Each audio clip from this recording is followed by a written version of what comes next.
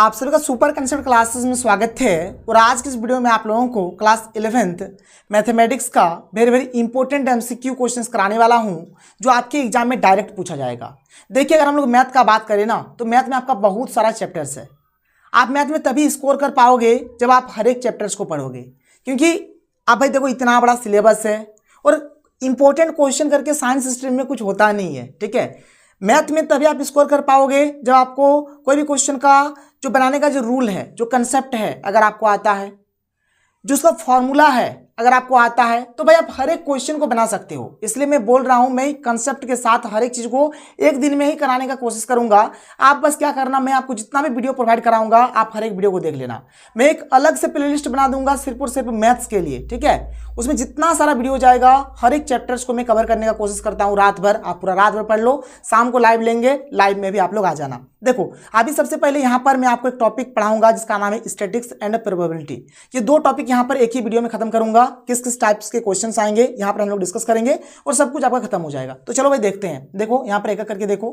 पहला क्वेश्चन यहां पर हमारे पास क्या है, यहां पर हमें क्या है, देखो मीन दिया हुआ है। क्या है कि if mean of 6, 8, 5, 7 x and 4 is 7।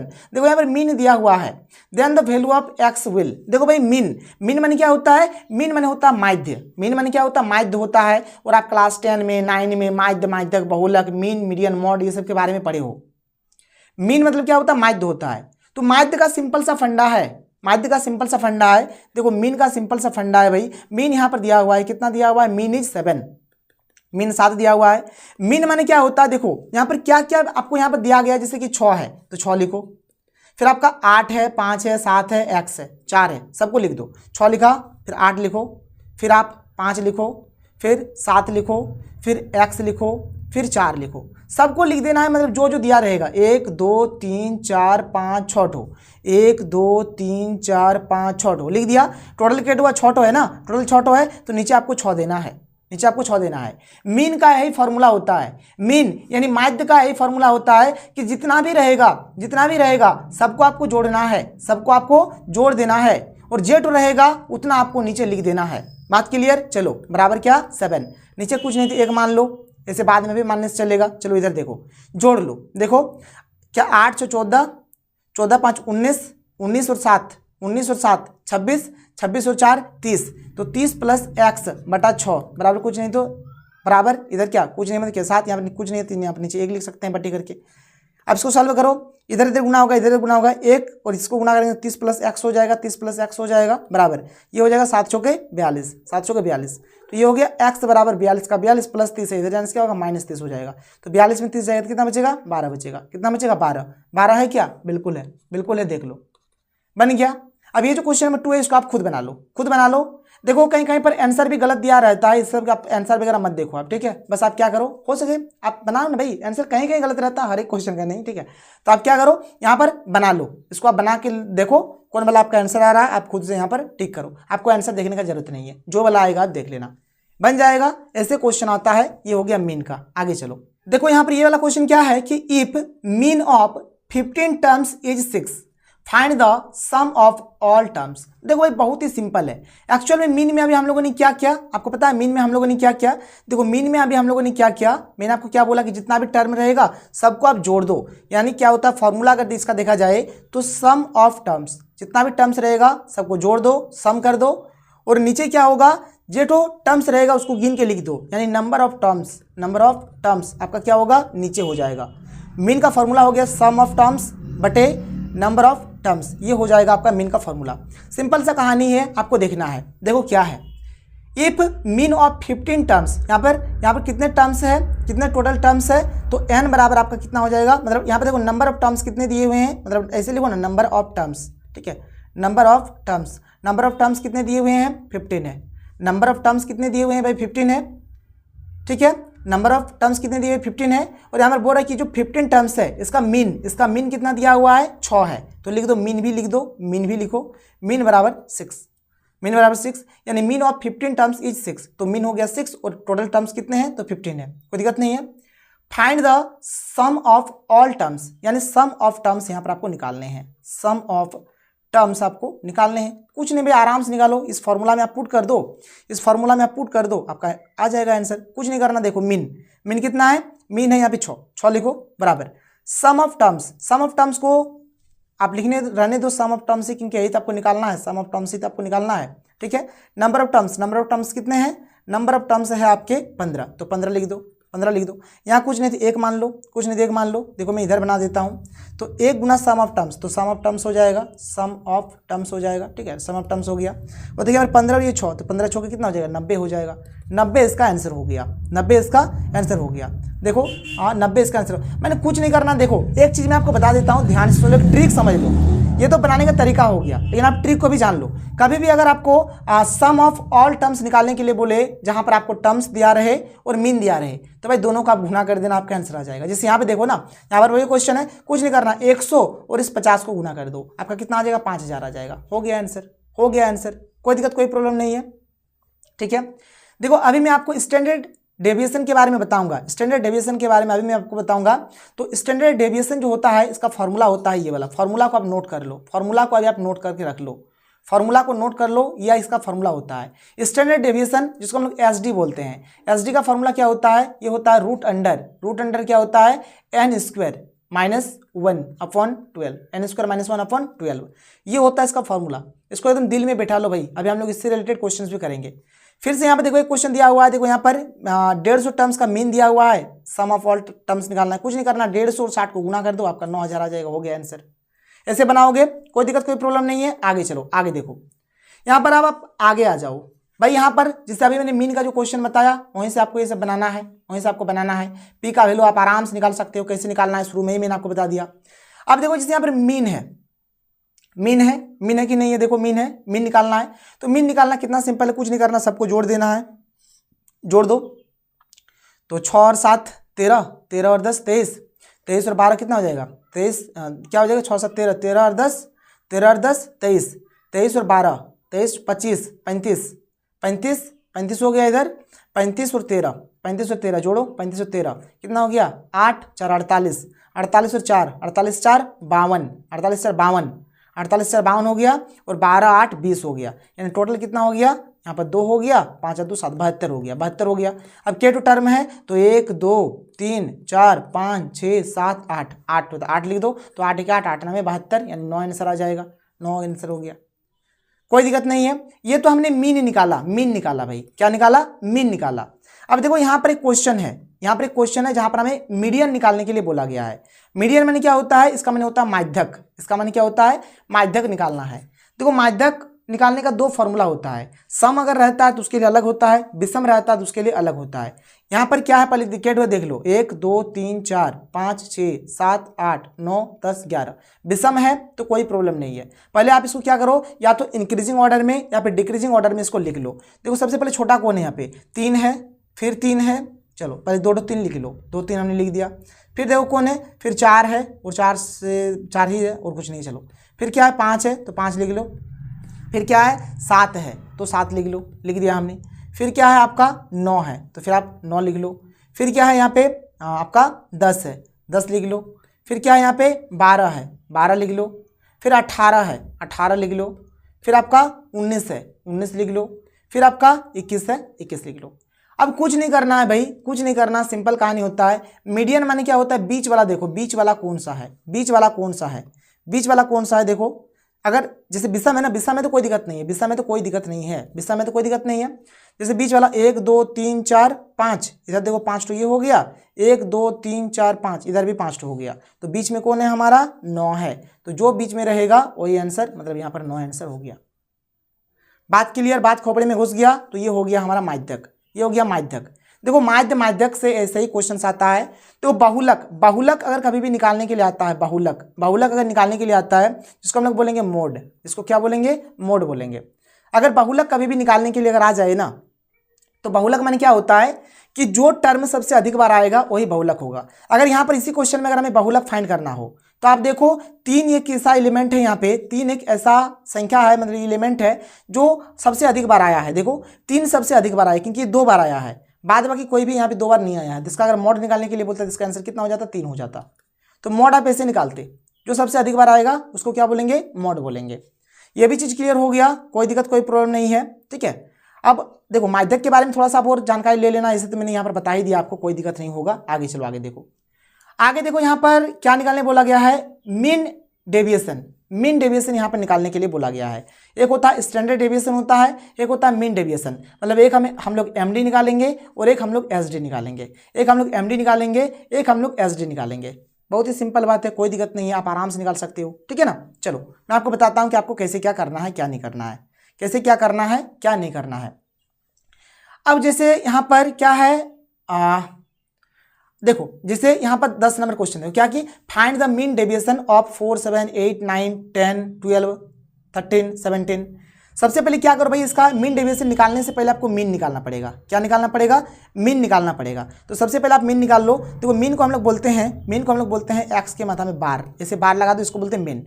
Mean अभी मैंने निकालने सिखाया कि सबको जोड़ना है, आपको सबको जोड़ना है। देखो 4 जोड़ 7 जोड़ 8 जोड़ 9 जोड़ 10 जोड़ 12 जोड़ 13 जोड़ 17 बटा केट है 1 2 3 4 5 6 7 8 8 है टोटल। तो 8 आपको लिख देना है। इसको जब आप जोड़ोगे ना, इसको जब आप जोड़ोगे तो ये टोटल आपका कितना आएगा पता है, टोटल ये आपका आएगा 80। आप जोड़ लेना भाई, इसको जोड़ लेना, 80 आएगा, 80 बटा 8 हो जाएगा। तो 8 के 8 8 10 80, कितना हो गया टोटल 10 आ गया। यानी एक्स का बार कितना आ गया, 10 आ गया। देखो मतलब यहाँ पर मीन हमारा आ गया कितना, 10 आ गया। कभी भी अगर आपको मीन डेविएशन निकालने के लिए बोला जाए तो सबसे पहले आपको मीन निकाल लेना है। सबसे पहले आपको क्या करना है भाई, मीन निकाल लेना है। मीन निकालने के बाद क्या करो, आप देखो यहाँ पर जो संख्या दिया हुआ है इसको आप पहले लिख लो। क्या क्या दिया हुआ है, जैसे 4 दिया है, 7 दिया है, 8 दिया है, 9 दिया है, ठीक है। फिर आपका 10 दिया है, 10 दिया है। उसके बाद क्या करो आप, जैसे 10 के बाद 12 13 17 है। इसको मैं थोड़ा ऊपर करके लिखता हूँ, जैसे हमारा सब आ जाए एक ही लाइन में। जैसे यहाँ पर मैं इसका दूसरा कलर ले लेता हूँ, 1 मिनट रुको जाओ। जो है आप लिख दो। क्या क्या है, 4 है, 7 है, 8 है, 9 है। 4 है, 7 है, 8 है, 9 है, 10 है, 12 है, 13 है और 17 है। कोई दिक्कत कोई प्रॉब्लम नहीं है, बात समझ में आ रहा है। अब आपको क्या करना है, ध्यान से देखो। ये जो आपका आया है ना, मीन जो आया है, मीन में इसको आपको घटा देना है, मीन में आपको इसको घटा देना है, ठीक है। मतलब आपको देखना है डिफरेंस क्या है। तो देखो 10 में अगर 4 जाएगा तो कितना बचेगा, 6 बचेगा। और हर बार यहाँ पर आपको खाली प्लस चिन्ह नहीं लिखना, कहीं पर भी माइनस मत लिखना, मतलब घटा के लिखना, मतलब डिफरेंस देखना है। देखो 4 और 10 इसमें कितना अंतर है, 6 का अंतर है। उसी प्रकार से 10 और 7 तो इसमें कितना अंतर है, 3 अंतर है। फिर 10 में अगर 8 गया तो कितना बचेगा, 2 बचेगा। 10 में अगर 9 गया तो कितना बचेगा, 10 में अगर 9 गया तो 1 बचेगा। उसी प्रकार से देखो 10 में अगर 10 चला गया तो 0 बचेगा। अब देखो 12 है और 10 है, 12 है और 10 है भाई, तो 10 में 12 नहीं घटाना है आपको, 12 में तब 10 को घटा दो, क्योंकि 12 में अगर 10 चल जाएगा तो कितना बचेगा, 2 बचेगा। मतलब यहाँ पर डिफरेंस कितना का है, 2 का है। उसी प्रकार से 10 है और ये 13 है, तो यहाँ पर डिफरेंस कितना का है, 3 का है। यहाँ पर डिफरेंस कितना का है, 3 का है। और यहाँ पे देखो 10 है और यहाँ पे 17 है, तो 17 में अगर 10 जाएगा तो कितना बचेगा, 7 बचेगा। मतलब भाई आपको ऐसे नॉर्मली घटाना है, इधर वाला एक तो लेना है, इसको लेना है, इधर वाला लेना है, इसको लेना है। यहाँ पर प्लस माइनस पे ध्यान नहीं देना है, बस आपको खाली पॉजिटिव वाला संख्या, पॉजिटिव वाला नंबर लिख देना, ठीक है। पॉजिटिव वाला नंबर आपको लिख देना है, बस ये बात आप खोपड़िया में घुसा लो। पॉजिटिव वाला आप नंबर लिख देना, ये बात आप अपने खोपड़िया में घुसा लो, और कुछ भी करने का जरूरत नहीं है। बात खोपड़िया में घुस गया, मतलब बहुत ही अच्छी बात है। अब देखो, अब यहाँ पर आप क्या करोगे, इधर वाला जो है ना, इधर वाला जो अभी आपने लेकर आया, ये सब जो लेकर आया, इस सबको जोड़ दो आप, कितना होगा, देखो 6 3 9 2 11 12 13 14 14 3 17 17 और 7 कितना हो जाएगा, 24 हो जाएगा। 17 और 7 कितना हो गया, 24 हो गया। तो 24 आप लिख दो। मतलब आप हम लोग मीन डेविएशन निकाल रहे हैं। देखो ध्यान से, मीन डेविएशन निकाल रहे हैं, कैसे निकालेंगे, तो मीन डेविएशन को शॉर्टकट में बोलेंगे एमडी। क्या बोलेंगे, एमडी बोलेंगे। ये कितना आया, 24 आया, तो 24 लिखेंगे। और टोटल क्या तो संख्या है यहाँ पे 1 2 3 4 5 6 7 8 8 हो, तो 8 से भागा दे दो, तो 8 के 8 8 दिया 24, कितना आ गया, 3 आ गया। ये हो गया आंसर। देखो ऑप्शन नंबर 4 इसका करेक्ट आंसर हो गया। देखो मैं आपको फिर से बता देता हूँ भाई कैसे क्या करना है। देखो कैसे क्या करना है, जो भी यहाँ पर नंबर्स दिया रहेगा, सबसे पहले तो आप लोग कुछ इस प्रकार से इसका मीन निकाल लोगे। तो मीन इसका आया 10, ठीक है। यहाँ पर जो संख्या रहेगा सबको इसके साथ एक बार घटाना है, मीन के साथ सबको। तो 4 को एक बार 10 के साथ घटाए 6 आया, 7 को घटाए 3 आया, 8 को घटाए 2 आया, 9 को घटाए 1 आया, 10 को घटाए 0 आया। अब 10 - 12 नहीं करेंगे, बल्कि मतलब यहाँ पर आपको पॉजिटिव वाला नंबर लिखना है। तो 12 में आप 10 कर दो, तो 12 में 10 जाएगा 2, 13 में 10 जाएगा 3, 17 में 10 जाएगा 7, सबको जोड़ दिया था कितना, 24। एमडी का फॉर्मूला तो जो भी यहाँ पे जोड़ने से आएगा उसको लिखो, और जो यहाँ पर टर्म है उसको लिख दो। तो 8 का 8 24, 3 हो गया आंसर। कोई दिक्कत कोई प्रॉब्लम नहीं है। ठीक है, बात समझ में आ रहा है? चलो अच्छी बात है। अब देखो भाई यहाँ पर मैं आपको एक ट्रिक बता दूंगा, और ट्रिक के माध्यम से आप एमडी और एसडी हमेशा निकाल सकते हो, कोई दिक्कत नहीं है। ये तो चीज क्लियर हो गया। चलो सबसे पहले इसको मैं मिटा देता हूँ, देख लो। अब देखो यहाँ पर अगर इस क्वेश्चन में 11 को देखेंगे तो देखो यहाँ पर एमडी दिया हुआ है, मैंने मीन डेविएशन दिया हुआ है 12, तो लिख दो एमडी बराबर कितना दिया हुआ है 12। ठीक है, उसके बाद देखो यहाँ पर एसडी हमें फाइंड करना है, एसडी इक्वल टू प्रश्न चिन्ह।